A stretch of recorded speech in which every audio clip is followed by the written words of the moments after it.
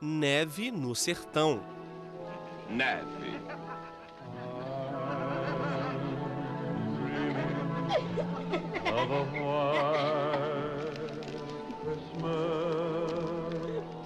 Parece coco ralado. Bye Bye Brasil é para muitos uma das mais importantes produções da década de 1970. A comédia, dirigida por Carlos Diegues, entrou na lista feita pela Associação Brasileira de Críticos de Cinema como um dos 10 melhores filmes brasileiros da história. Senhoras e senhores, a caravana Holiday tem o orgulho de apresentar a estrela do momento, a Internacional Salomé, a rainha da rumba.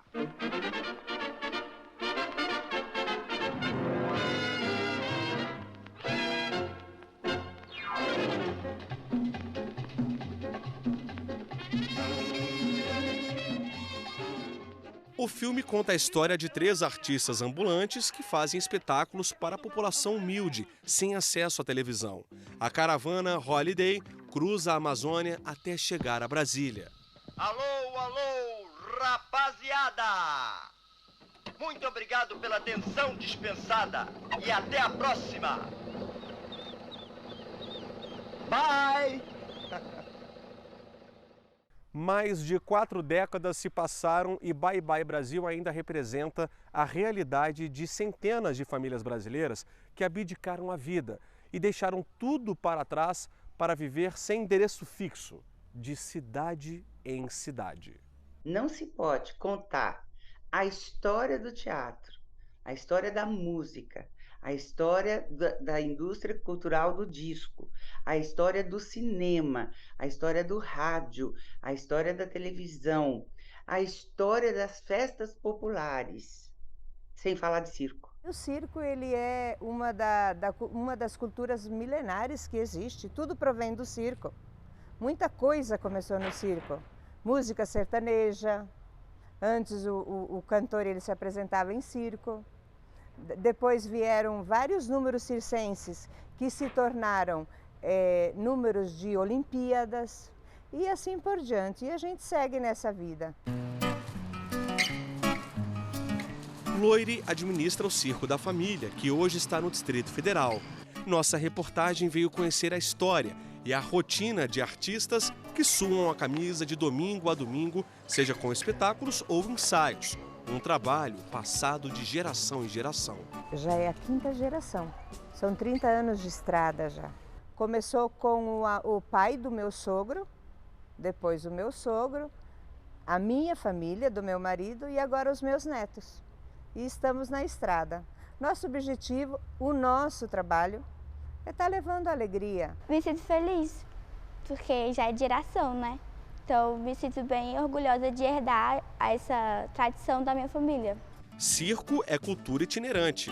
Estamos falando de artistas que viajam de norte a sul do país para levar a magia da arte circense a comunidades que muitas vezes não têm acesso à cultura. O circo leva a diversidade das linguagens artísticas através do seu nomadismo. Ele chega na favela. Agora, o mais importante dessa itinerância que eu acho que vários grupos circenses de projetos de circo social e outros, é a relação com a comunidade. A relação com a comunidade que chega, ou que se estabelece, ou que itinera. O termo cultura e, consequentemente, os direitos culturais já estavam previstos da Declaração Universal dos Direitos do Homem e do Cidadão em 1789. Já havia essa previsão de que toda pessoa, membro da sociedade, tem direito à cultura como indispensável à sua dignidade e ao desenvolvimento da sua personalidade. Declarações internacionais, tratados internacionais, bem como a Constituição Federal, também trata especificamente sobre esses mecanismos basilares dos direitos culturais. Então, no artigo 216 da Constituição, há uma lista que nos norteia do que seriam essa cultura, esses direitos a que nós teríamos acesso.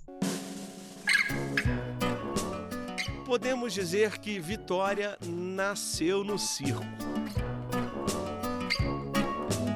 Meu avô, meu bisavô já vieram do circo.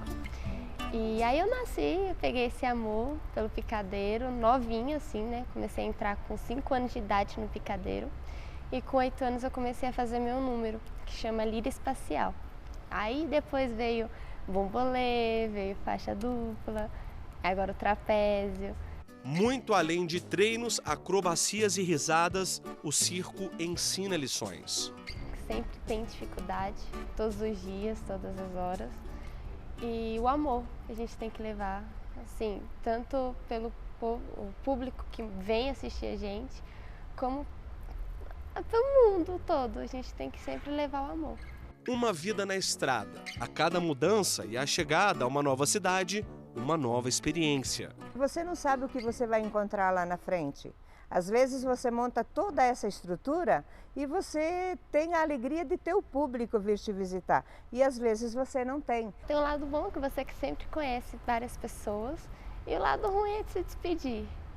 Você chora, dá aquele aperto no coração de você tá a melhor amiga, você tá assim, fez amizade com a pessoa ontem e hoje já tem que desfazer as amizades.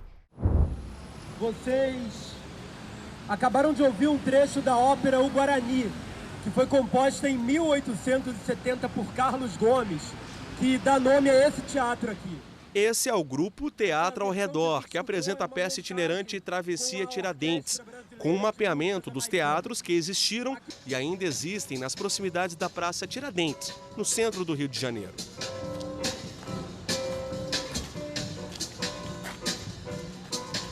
A gente tinha um interesse pelos teatros e cinemas abandonados que já existiram aqui no centro do Rio. E a gente viu que a Praça Tiradentes teve muitos teatros, cerca de 40 teatros ao longo de 2 séculos. É uma peça que anda por diversos pontos da Praça Tiradentes, contando a história desses espaços que existiram e também de outros espaços atuais. Além disso, a gente fala das figuras que compõem a história da praça. Do teatro ao cinema. Cultura e sustentabilidade. Um cinema itinerante que utiliza energia limpa e renovável, a solar. Aliás, é o primeiro do país.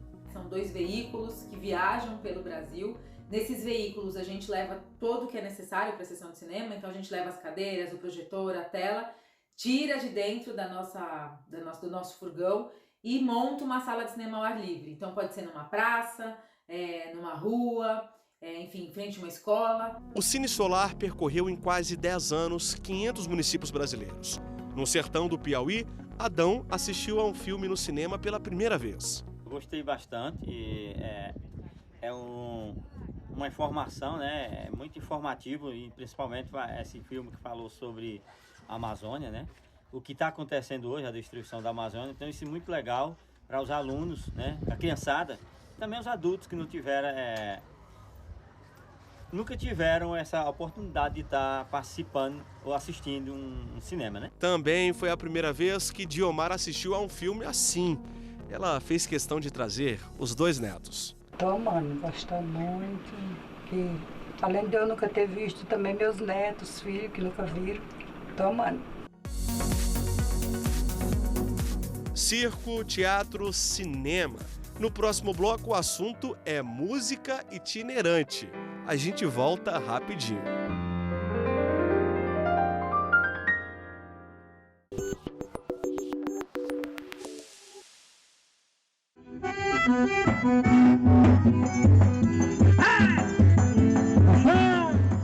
Alegria que transborda e se movimenta.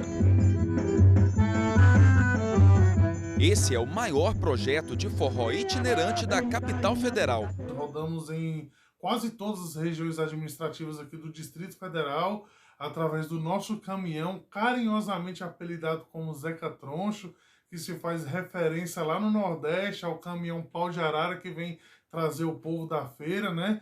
E geralmente tem um forrozeiro que canta ali e tal, Então foi mais ou menos dentro dessa temática aí que a gente resolveu fazer o Caravana de São João e graças a Deus deu muito certo. Tão certo que não parou mais. Hoje o projeto, que surgiu no meio da pandemia para ajudar artistas locais, envolve cerca de 250 pessoas. A Caravana de Forró do Zeca Troncho resgata memórias culturais dos festejos juninos e valoriza instrumentos como a sanfona, o triângulo, a zabumba e o pandeiro. A ideia de um festival, de festivais itinerantes ou de caravanas musicais, é algo muito interessante justamente para abrir essa janela do cotidiano para a experiência estética da música. Acho extremamente interessante também como possibilidade de incentivo, como disse, a artistas em início de trajetória e para fazer conhecidas e respeitadas tradições musicais que não são tão prestigiadas e são, de fato, por vezes invisibilizadas no país. Né? Música e escola, uma combinação que cá entre nós tem tudo para dar certo. Quem também pensa assim são os artistas do projeto Pratica Tatum. A iniciativa consiste em levar música para as escolas públicas de São Paulo.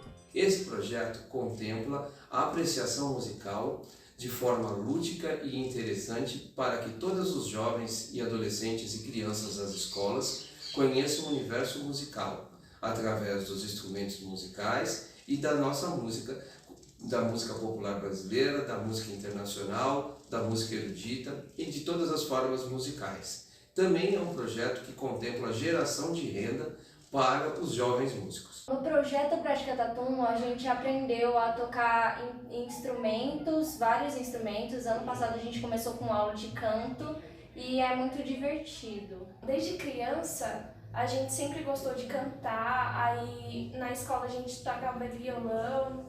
E aí chegou no Pratica Tatum, a gente aprendeu teclado e ganhou várias oportunidades e hoje a gente toca bem melhor do que antes.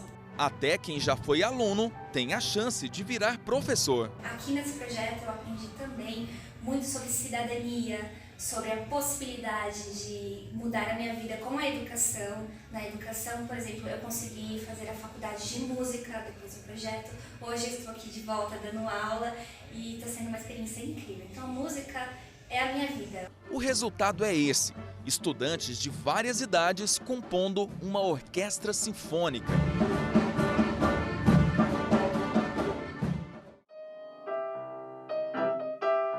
Música que alcança e vira paixão.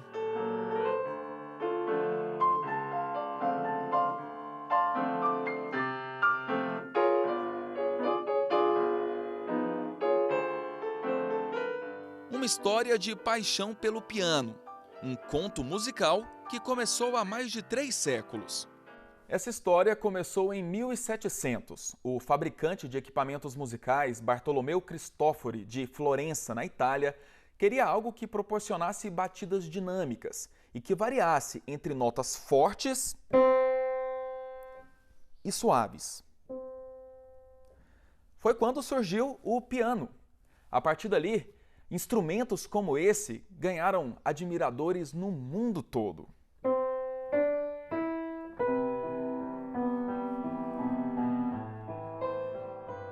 O piano passou a ser visto em concertos, recitais, se tornou parte da história da música, um protagonista da arte. Arte essa que, antigamente, lá no século XVIII, era apreciada apenas por reis e rainhas. Mas isso mudou. Hoje em dia, o instrumento é usado, inclusive, para levar a cultura até as pessoas.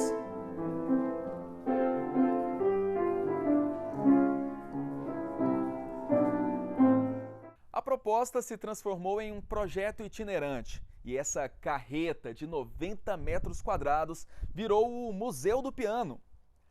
Acoplada a um caminhão, ela é capaz de transportar mais de 10 toneladas de equipamento. Toneladas de memórias que o Rogério leva adiante. O projeto itinerante do Museu do Piano começou em 2006 e já rodou vários estados brasileiros, chegando a lugares improváveis. Nós buscamos formas de levar o piano até a população. especialmente a população que não tem acesso ao piano. Uma coisa é o público que pode ir até um teatro, até um recital, uma apresentação qualquer, onde haja um piano. Outra coisa é levar um piano para uma rodoviária. Sim, ele já fez isso.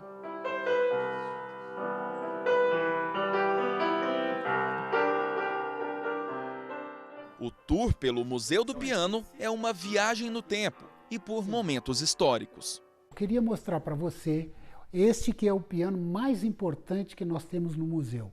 Por que ele é importante? Porque aqui foi composto o hino de Brasília pela professora Neuza França e Geir Campos. É um instrumento de 1925, alemão, no qual ela deu aulas por mais de 40 anos neste piano. É um instrumento que apareceu nos anos 1400. Este aqui é de 1920, foi fabricado na Alemanha, mas é o clavicórdio e ele já é de percussão, porque a tecla, quando acionada, bate na corda através de uma haste metálica. Era justamente para agasalhar aqui um cãozinho, e isso se torna bastante chamativo para a criançada e para o público em geral, porque ele tem um formato muito bonito, eu diria até que moderno, né, pelas linhas arredondadas e tudo, mas é um instrumento de 1831. Entre as 12 mil peças do piano estão 240 cordas de percussão feitas de metal e cobre, detalhes que o Rogério conhece bem. Além de tocar, ele afina, restaura e constrói pianos. Fabrica até a máquina que faz a corda do instrumento, uma paixão que ele decidiu compartilhar. É isso que eu, particularmente, busco com o meu trabalho, cumprir uma função social que eu penso, imagino, entendo que toda empresa, por menor que seja, tem esse compromisso com a sociedade. A minha missão de vida é tentar transformar algum ser humano, um que seja.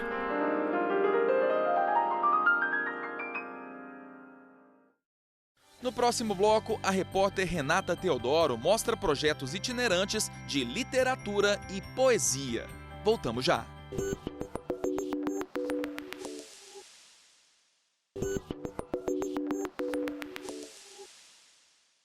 Bem-vindo de volta ao Repórter Justiça. Nesse último bloco do nosso programa, você vai se surpreender com projetos itinerantes que facilitam o acesso à literatura e poesia. Com diferentes abordagens, a intenção é uma só: democratizar a cultura e a educação. Um ônibus adaptado com uma biblioteca, um acervo com mais de 2.000 livros e uma bagagem para lá de enriquecedora. O projeto Livros nas Praças já visitou cerca de 70 comunidades carentes de 10 estados brasileiros. Surgiu assim que a Cristina se deparou com uma pesquisa em que mostrava o baixo índice de leitores no país. Em vista dessa pesquisa, nós então idealizamos uma biblioteca sobre rodas, que vai até a cidade ou até a comunidade ou bairro para levar esse empréstimo, essa biblioteca sobre rodas para a população pegar 2 livros emprestados. Olhando essas carinhas, não restam dúvidas de como os livros são bem-vindos e fazem a alegria da criançada, jovens e adultos também. Com atividades voltadas à literatura, são vários os benefícios da leitura.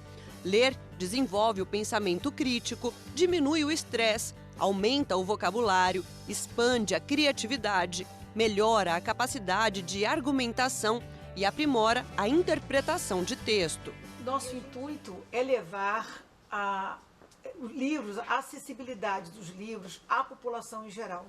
Muitas dessas pessoas não conseguem sair dos seus locais, então a gente vai até eles, empresta livros, há uma itinerância literária, daqui a 2 semanas volta ao bairro ou à cidade para recolher os livros ou então fazer mais empréstimos. Projetos dessa natureza podem ser muito bacanas, mas não conseguem suprir necessidades básicas, como o direito da população ao acesso à educação e, consequentemente, a uma biblioteca local. Então, é claro que ele faz um atendimento, ele faz empréstimo de livros, realiza atividades de promoção da leitura.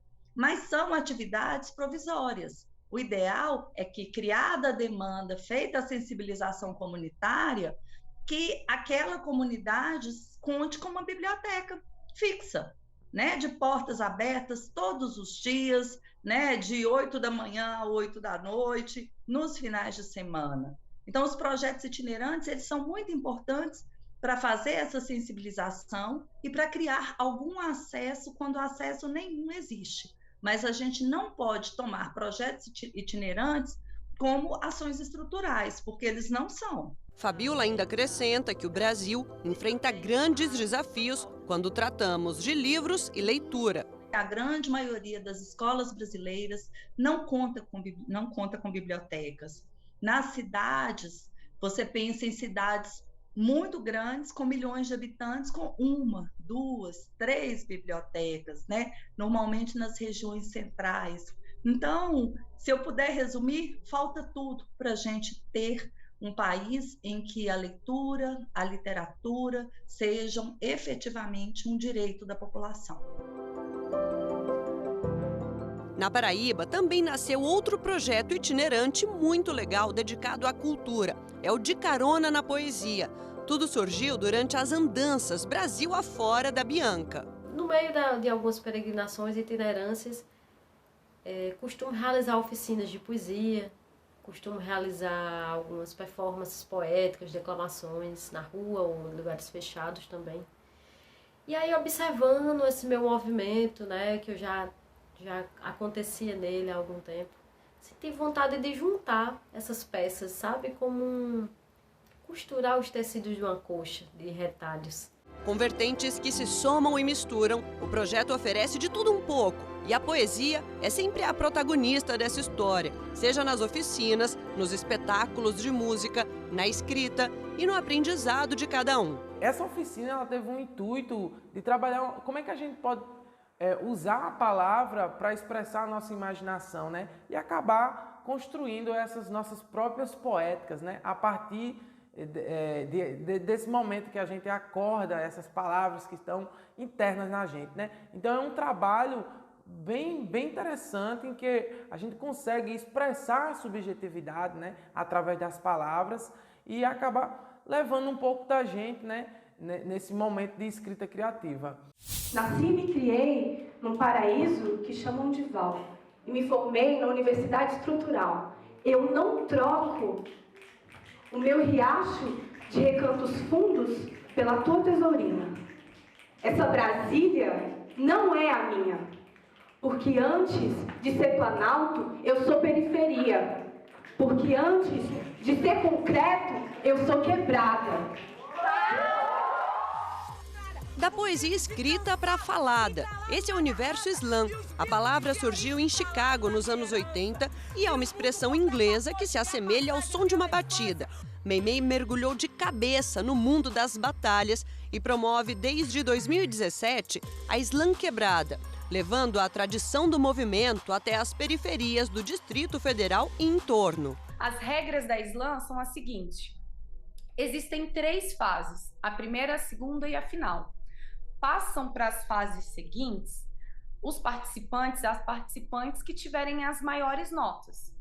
E aí funciona assim, a pessoa se inscreve, apresenta esse texto que é autoral e esse texto recebe notas, essa performance, né, recebe notas de um júri que é definido no momento da batalha, no momento da competição. Os meninos passam liso pelos becos e vielas, vocês que falam becos e vielas. Sabe quantos centímetros cabe em um menino? Sabe de quantos metros ele despenca quando uma bala perdida encontra? Sabe quantos nãos ele já perdeu a conta? Quando vocês citam quebrada nos seus TCCs e teses, vocês citam as cores da parede natural, tijolo baiano? Vocês citam 6 filhos que dormem juntos? Vocês citam que geladinho só é bom porque custa R$1?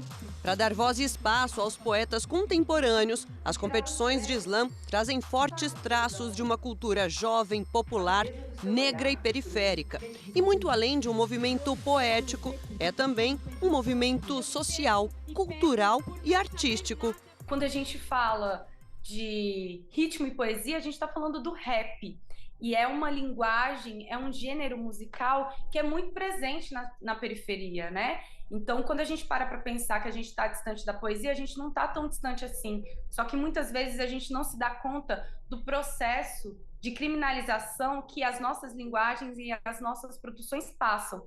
Então, isso faz com que a gente entenda que não tem contato com a poesia. E a Slam, ela vem justamente com essa proposta de tornar consciente nas pessoas, nos diversos grupos e nos diversos territórios que não fazem parte, né, desse grupo dominante, desse grupo que detém poder, que eles também pertencem, que essa linguagem, essa poética também pertencem a ele.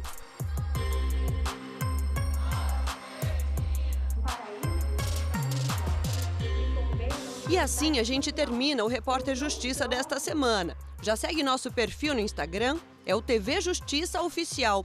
No YouTube, o canal é o mesmo. Se quiser entrar em contato com nossa produção, o e-mail é o repórterjustiça@stf.jus.br.